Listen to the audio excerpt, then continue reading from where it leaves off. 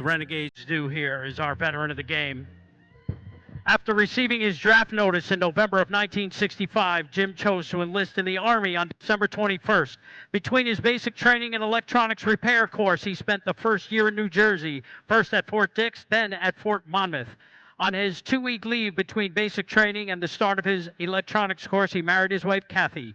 On December 16, 1966, he was assigned to the 125th Signal Battalion, 25th Infantry Division at Chu Chi, Vietnam.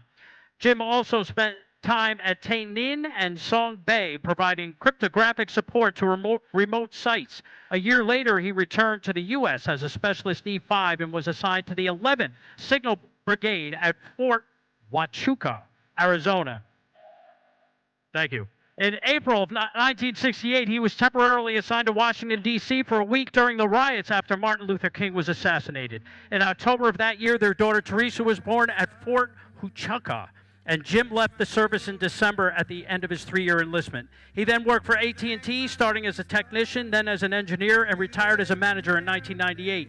6 months later, Jim was asked to return to AT&T as a contractor for 5 more years.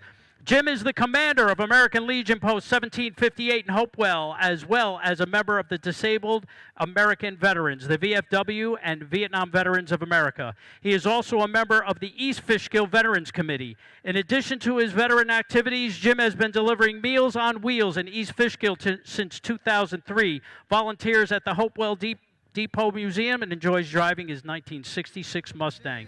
Jim and his family have lived in Hopewell since 1976. Both of their daughters, their grandson, and their granddaughter all graduated from John Jay. Ladies and gentlemen, Army Specialist 5, James Reynolds. Let's go.